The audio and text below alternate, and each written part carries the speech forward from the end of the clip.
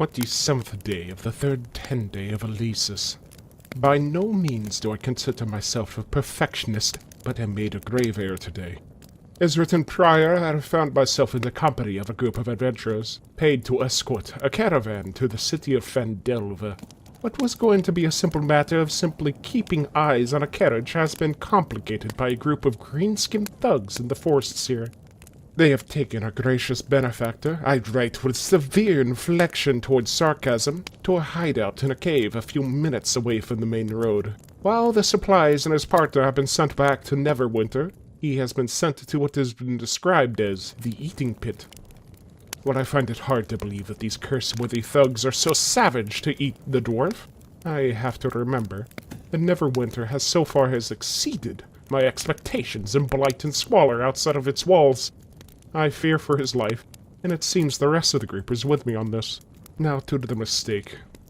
We have entered the mouth of the cave, and when we had chanced upon a collection of wolves chained to a post. My fellows had pushed forward, and I saw the chance to join them in combat. I make no boast about my ability to weave whatever fell laws I have learned over the last month, but to see a near miss simply strike the back of the cavern made me want to tear my ears off. Something had jostled the stonework near what I can only assume to be an underground spring, and we were forced to retreat out of the cave, lest we be swept away. I had underestimated how scatterbrained the wolves are, and on my way out, one had ripped into my leg. I faltered to the ground, and by chance he seemed to have severed something vital within my limb. I had lost consciousness, and simply expected that would have been that. You would think I felt ashamed to resign to such a fate, but I found myself rather numb to what awaits. Fortunately, I came to. They had staunched my wounds, and I only roused out of my fugue fully when we made it to camp. I expected to be chastised by my fellows, as my tutor had once did, but not a word was said. Rebellion himself even had genuine concern, at least in his eyes. Whether or not he had voiced that concern, it would have been when my mind was still foggy and struggling against the twilight. It was then I decided to watch my fellows more closely. Before they were simply faceless, but I listen now, hear and see them for something other than men and women willing to die for the sake of coin. Perhaps unwisely I've started to regard their names and commit them to memory. Exer, I believe he is called. A leonin, dark-furred, like ash upon stone. He speaks softly in conversation, but brings his voice to a fevered pitch that resounds like thunder upon a hillside when a sword is drawn. Fighter by trade, I imagine.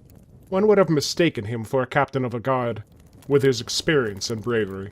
But his weapons ill suit his stature, yet force of arm and grace seem to have made up for proper fitting. Revellion, self-same as before.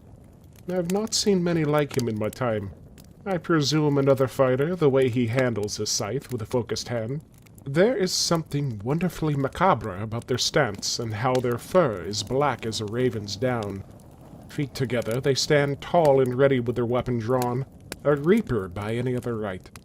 But denying a strange compassion that follows them any other time would be insulting. I will keep a close watch on them. And then Kyra, with her trinkets and baubles and tools. I've met artisans and tradesmen with less equipment than her, and yet I have never seen her hand drift with uncertainty. I've certainly had to count my tinctures and vials back at my office, even when there was no rush.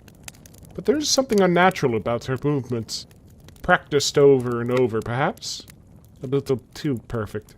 Uncanny, but I feel no dread when I see her act. Perhaps I'm being too hopeful with this change of pace. I am off to travel alone, and mindful not to expose myself too much to the scrutiny of others. But here I am, forced to act, and act on my will. Yet I am grateful my companions did not raise a brow when I cast my magics or employ less savory tactics to cover our traces. If there are still people in the world willing to be compassionate to a perfect stranger, then I will continue to carry the loathsome burden of knowing for longer, lest it befall someone who would buckle under the weight that has made me jaded in the past months.